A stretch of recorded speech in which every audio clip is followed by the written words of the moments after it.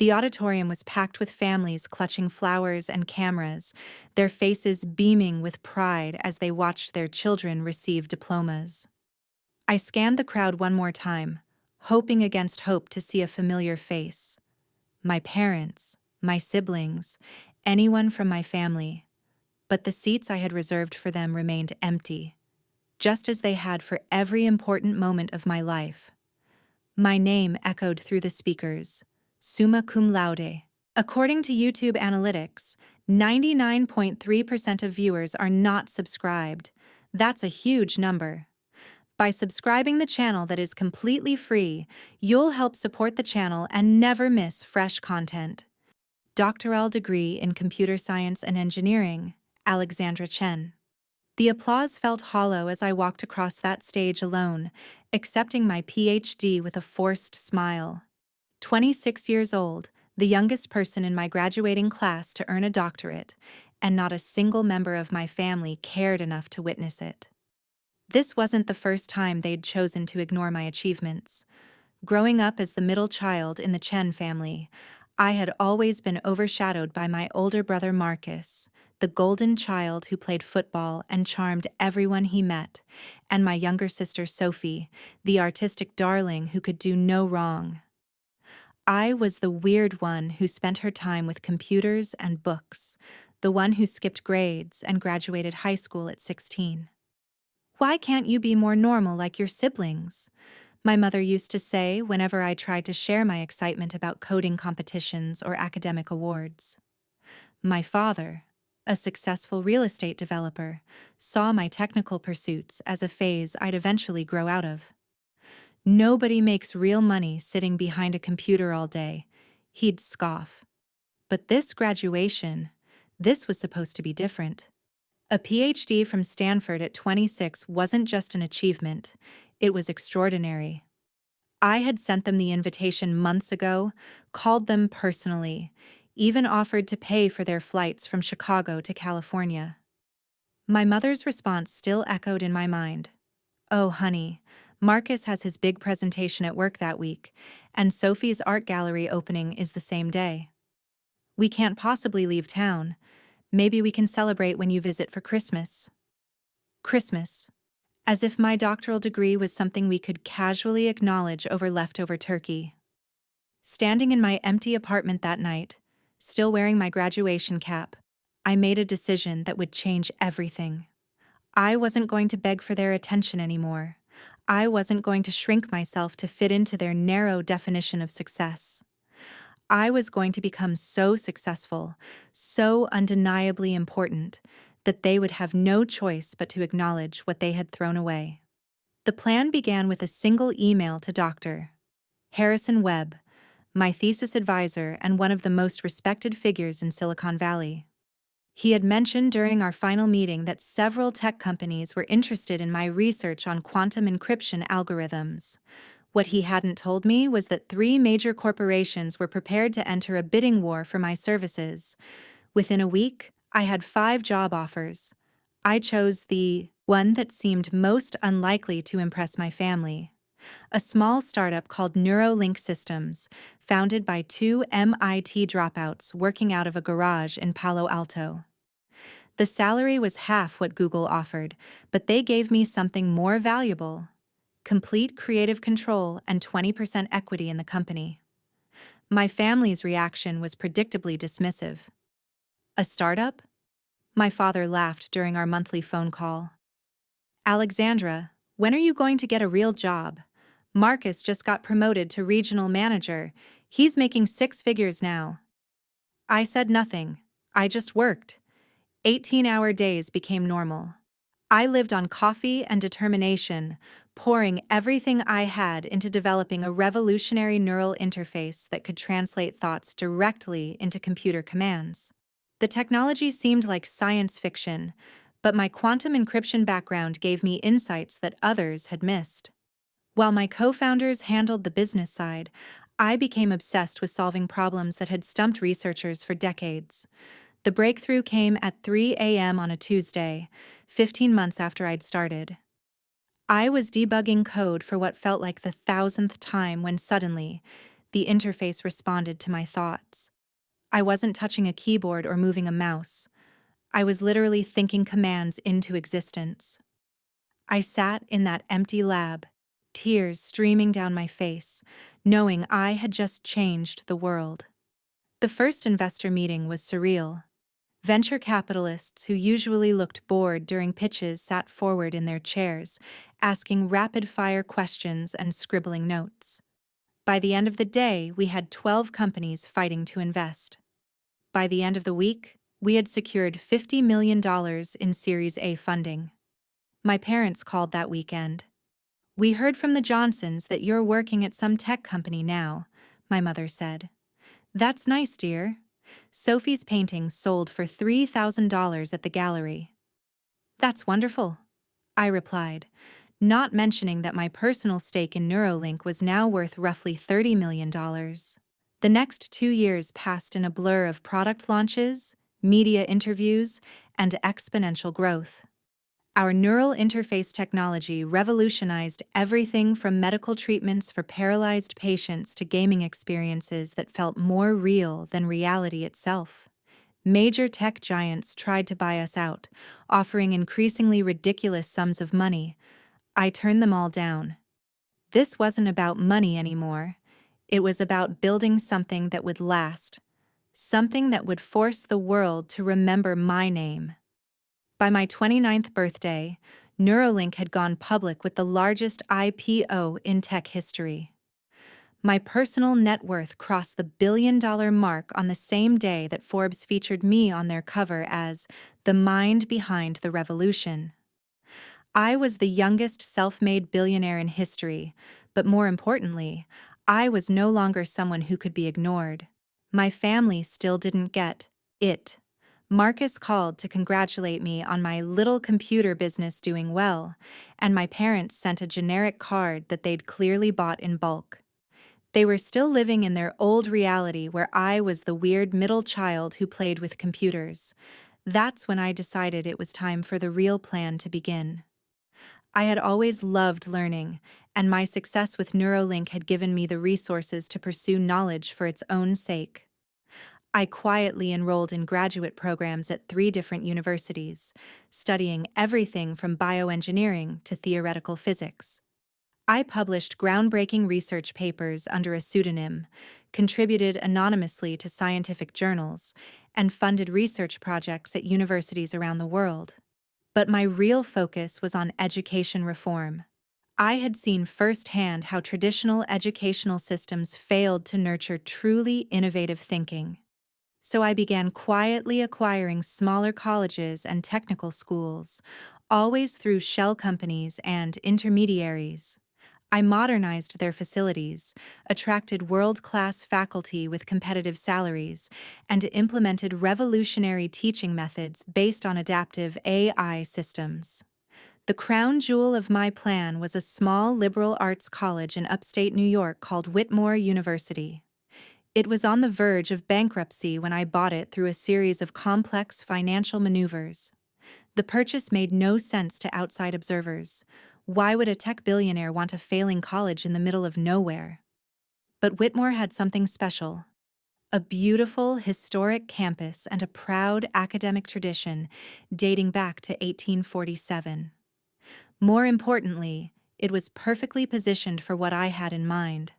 I poured $200 million into transforming Whitmore University.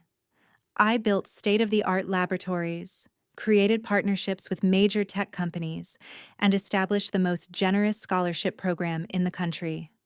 I recruited Nobel laureates and MacArthur Fellows to join the faculty. I designed curriculum that combined traditional liberal arts education with cutting-edge technology training. Within 3 years, Whitmore University had become one of the most selective and prestigious institutions in the world. Students were turning down Harvard and MIT to study there. The transformation was so dramatic that education researchers dubbed it the Whitmore Miracle. Still, I remained anonymous. The official story was that the university had been saved by a consortium of anonymous donors. I continued to run Neuralink while secretly overseeing every aspect of Whitmore's development. I attended board meetings via secure video links, my identity known only to the university president and my personal lawyer. Then came the moment I had been building toward for 6 years.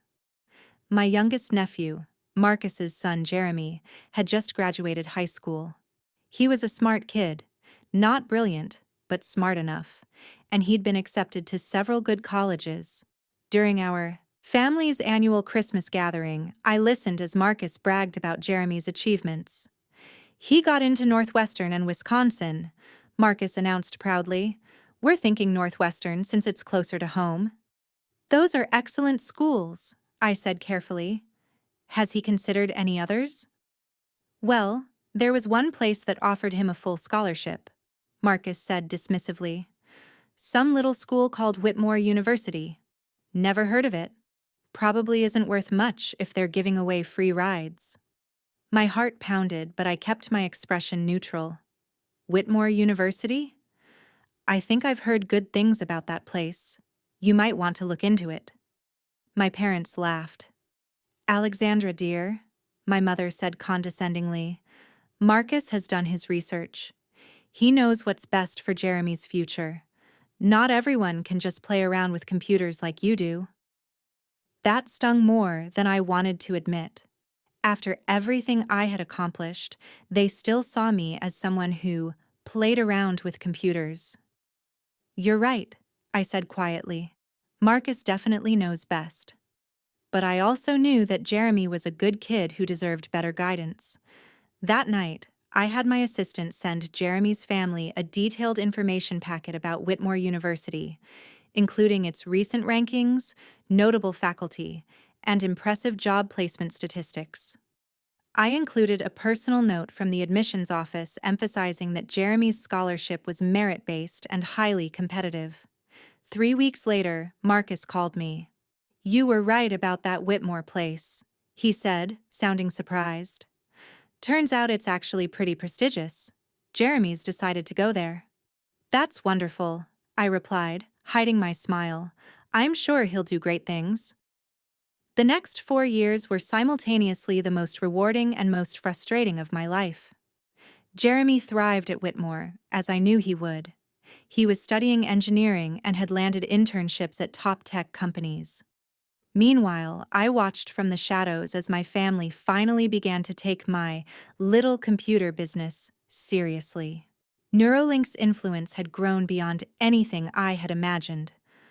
Our neural interface technology was being used to help paralyzed patients walk again, to treat severe depression and PTSD, and to enhance human cognitive abilities in ways that bordered on science fiction.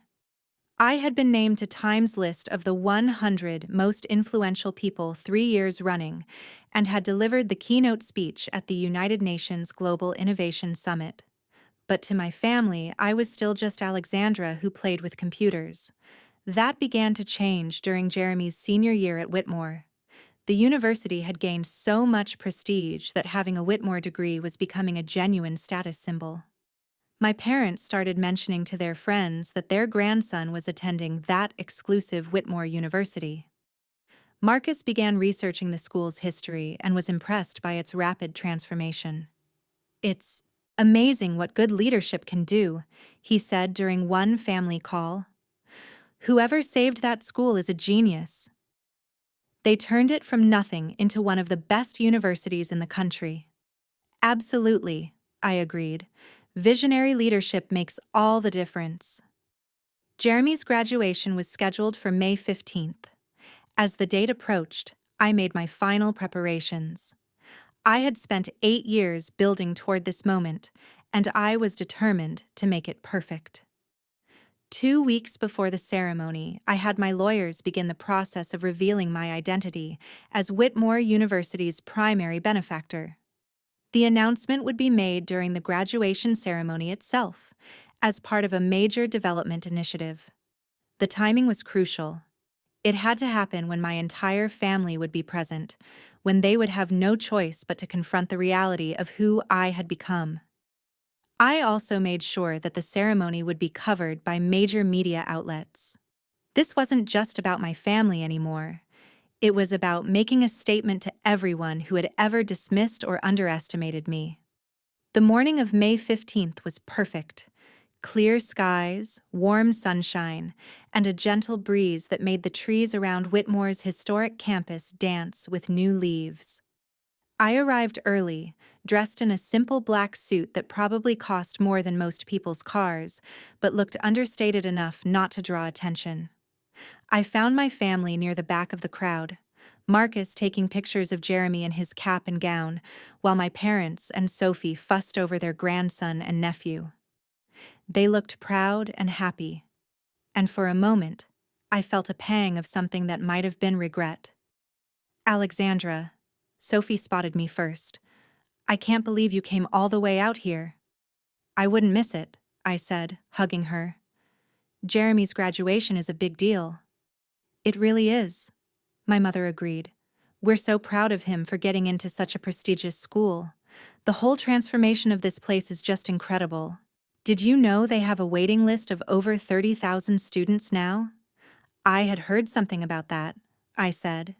We found seats together in the middle section, close enough to see Jeremy clearly when his name was called.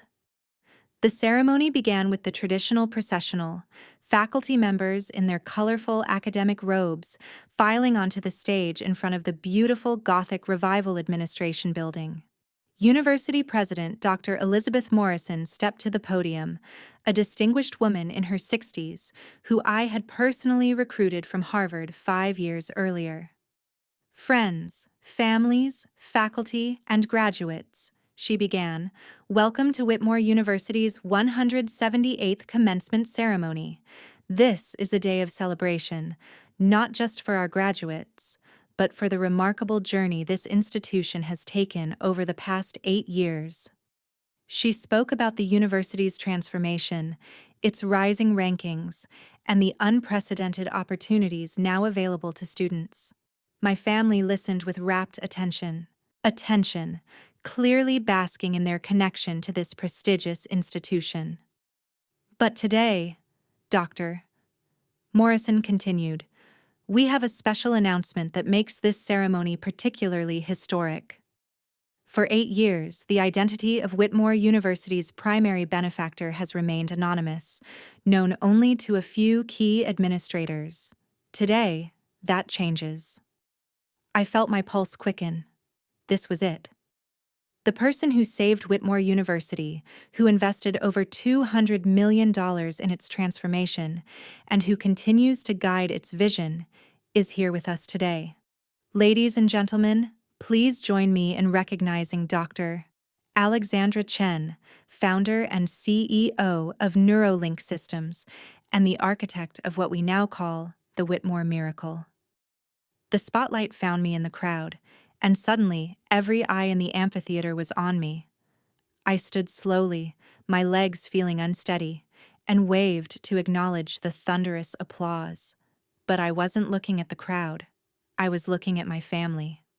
Marcus's mouth had fallen open. Sophie's eyes were wide with shock. My parents looked like they were seeing me for the first time in their lives. Jeremy, bless him, was grinning and applauding enthusiastically from his seat with the other graduates. Dr. Morrison wasn't finished. Dr. Chen's vision extends far beyond financial contribution. She has personally designed our curriculum, recruited our faculty, and established scholarship programs that have made Whitmore accessible to students from every economic background. Her work in neural interface technology has revolutionized how we think about learning itself, and her philanthropic efforts have touched the lives of thousands of students. The applause continued, but I barely heard it. I was watching my parents' faces as they processed this information. My mother looked stunned, almost disbelieving. My father, who had once told me that nobody makes real money sitting behind a computer all day, looked like he was trying to solve a complex mathematical equation in his head. In recognition of Dr. Chen's extraordinary contribution to higher education and her groundbreaking work in technology, Dr. Morrison announced, the Whitmore University Board of Trustees has voted unanimously to rename our institution. Effective today, This university will be known as the Chen Institute of Technology and Liberal Arts. The world seemed to stop. Even the applause faded to a distant hum as I stared at my family. Marcus was looking back and forth between me and the stage as if he couldn't quite connect the two. Sophie had tears in her eyes. My parents. My parents looked like they were grieving. And suddenly, I understood what was happening. They weren't just shocked by my success. They were realizing what they had lost. They were understanding, perhaps for the first time, that the daughter and sister they had dismissed and ignored had become someone extraordinary. Someone who had achieved things beyond their wildest imagination. While they were focused on Marcus's middle management promotion and Sophie's small art sales, they were realizing that they had thrown away a relationship with one of the most influential people of their generation, and she was sitting right next to them. The ceremony continued, but it felt surreal. Jeremy received his diploma to enthusiastic applause, not just because he was graduating, but because everyone now knew he was related to the woman the university was being named after. Other graduates and their families kept glancing our way, and I could see people taking pictures with their phones. When it was over, my family sat in stunned silence as the crowd dispersed around us. Finally, Marcus spoke. "Alexandra, how did we not know?" I looked at him. This brother who had always been the golden child, who had always been the one our parents bragged about. He seemed smaller now, somehow diminished. "You never asked," I said simply. "In 8 years, none of you ever asked what I was actually doing. You just assumed it wasn't important. But we knew you had a job at a tech company," my mother stammered. We didn't know you were successful?" I finished. "Important? Worth paying attention to?" The words came out sharper than I had intended, but I couldn't bring them back. Sophie was crying now. "Alex, I'm so sorry.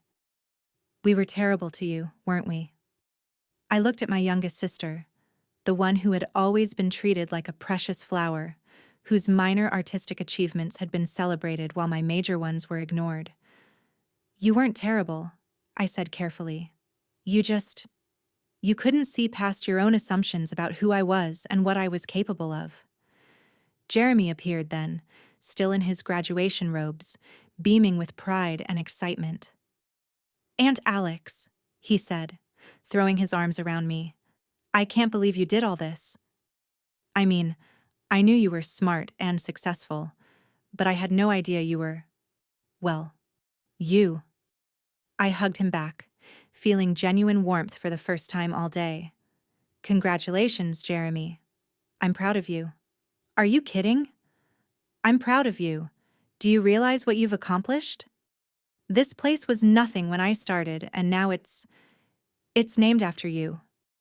My friends are never going to believe this. Over Jeremy's shoulder, I could see my parents struggling to process what had happened. My father, the successful real estate developer who had once dismissed my career prospects, was staring at me like I was a stranger. "Alexandra," he said quietly, "why didn't you tell us?" It was such a simple question, but it carried the weight of 8 years of dismissal and neglect. "I tried," I said. "I tried for years to share my achievements with you, to get you excited about what I was doing. But you were never interested. You had Marcus's career to celebrate and Sophie's art to admire. My accomplishments were just inconvenient." "That's not—" he started, then stopped. Because it was true, and we all knew it. The campus was emptying around us, graduates taking pictures with their families, everyone celebrating and planning their futures. We sat in our little bubble of complicated emotions, years of dysfunction suddenly laid bare. "What happens now?" my mother asked, her voice small. I had been planning this moment for so long, had imagined exactly what I would say when my family finally understood what they had lost. I had crafted cutting speeches about their neglect, devastating observations about their priorities, perfect verbal daggers that would make them understand how much they had hurt me. But looking at them now, really looking at them, I saw something I hadn't expected. I saw people who were genuinely devastated by their own blindness. I saw my father, usually so confident and domineering, looking lost and confused. I saw my mother, who had always been so quick with dismissive comments, struggling to find any words at all. I saw Marcus, the golden child, realizing that his younger sister had achieved more in 8 years than he would in his entire lifetime. And I saw Sophie, the artistic darling, understanding that her small gallery sales paled in comparison to changing the world. They looked broken, and suddenly, my long-planned revenge felt hollow. "What happens now?" I said slowly. "Depends on what you want to happen." "We want to know you," Sophie said immediately. "The real you. We want to understand what we missed. We want to be proud of you," my mother added, tears finally spilling over. "We want to celebrate your achievements the way we should have been doing all along." "We want to be better," Marcus said. "We want to be the family you deserved." I studied their faces, looking for signs of manipulation or self-interest, but all I saw was genuine remorse and a desperate desire to repair what had been broken. "It won't be easy," I warned them. "I'm not the same person I was 8 years ago. My life is complicated and my work is demanding, and I have responsibilities you can't imagine." "We understand," my father said. "We'll do whatever it takes." Jeremy, who had been listening to this family drama with the awkward fascination of a 22-year-old, cleared his throat. Not to interrupt," he said, "but there are reporters here who want to interview Aunt Alex about the university naming. And also, some people from the university want to take official pictures." I looked around and realized he was right. A small crowd of journalists and photographers had gathered at a respectful distance, clearly waiting for their chance to get quotes and pictures from the mysterious benefactor who had just been revealed. "You should go," my mother said.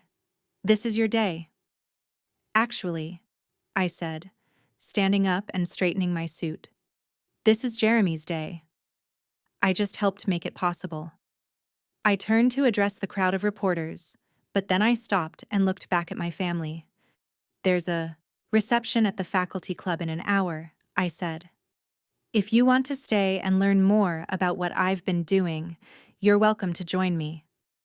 The relief on their faces was palpable. The next few hours passed in a whirlwind of interviews, photographs, and conversations with university officials. My family stayed close, watching with amazement as I discussed complex technical concepts with researchers, strategic plans with administrators, and future funding commitments with the board of trustees. I could see them beginning to understand the scope of what I had accomplished. This wasn't just about having money. It was about having the vision and expertise to transform institutions, to change lives, to shape the future. During the reception, Dr. Morrison pulled me aside for a private conversation.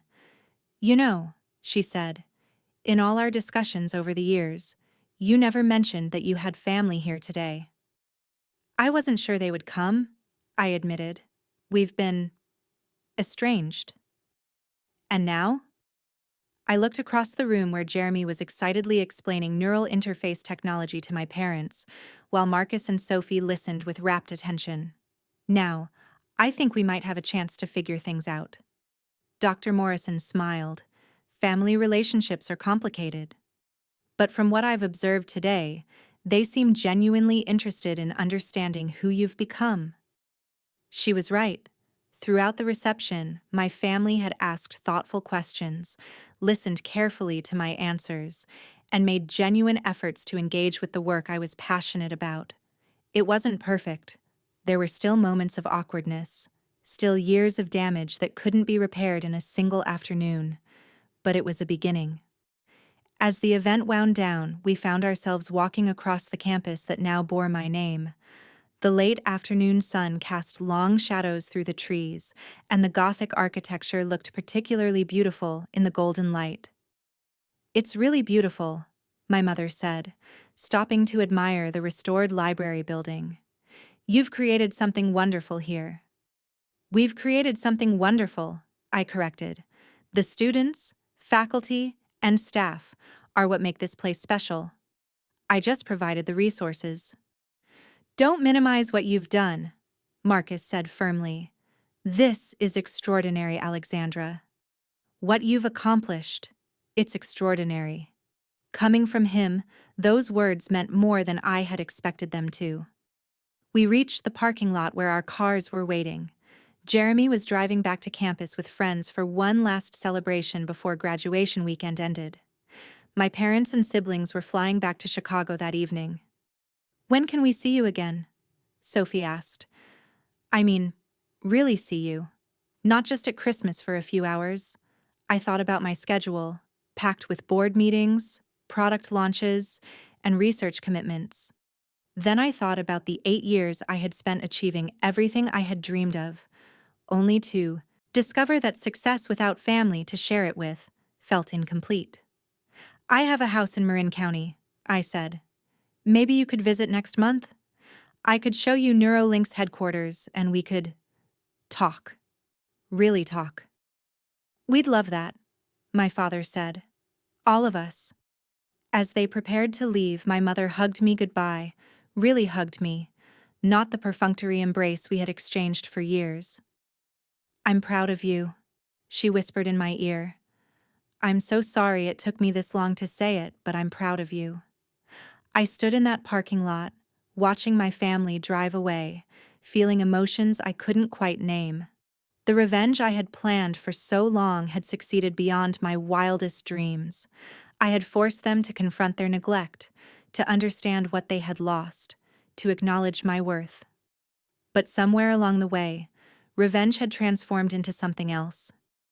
It had become an opportunity for redemption, not just mine, but theirs as well. My phone buzzed with a text from Jeremy. "Thank you for everything, Aunt Alex. Not just the university, but for showing me what's possible when you refuse to give up on your dreams." I smiled, typing back, "Thank you for reminding me that some things are worth fighting for." The campus was quiet now, most of the graduation crowds having dispersed. I walked back toward the main building, its towers rising majestically against the evening sky. A bronze plaque had been installed that morning next to the main entrance, still covered with a ceremonial cloth that would be removed in a few days. I pulled back the cloth to read the inscription: "The Chen Institute of Technology and Liberal Arts. Founded 1847, transformed 2023. Dedicated to the pursuit of knowledge, the power of innovation, and the belief that every student deserves the chance to change the world." Below that, in smaller text, "Made possible through the vision and generosity of Dr. Alexandra Chen, class of 2019, Stanford University. Proving that the most powerful revenge is living well." I hadn't written that last line. Dr. Morrison must have added it, the sentimental old academic. But as I stood there reading it, I realized she was right. For 8 years, I had been driven by the need to prove my worth to people who had dismissed me. I had built companies, transformed institutions, and changed the world, all in service of showing my family that they had been wrong about me. But in the end, the most satisfying moment hadn't been their shock at learning about my success. It had been their genuine desire to rebuild our relationship, to be better, to finally see me for who I had always been. The revenge was complete. But more importantly, so was the possibility of forgiveness. I walked back to my car as the sun set over the Chen Institute of Technology and Liberal Arts, leaving behind the campus that bore my name and the family I was finally ready to reclaim. Tomorrow, I would return to my companies and my research and my complicated, demanding life as one of the most influential people of my generation.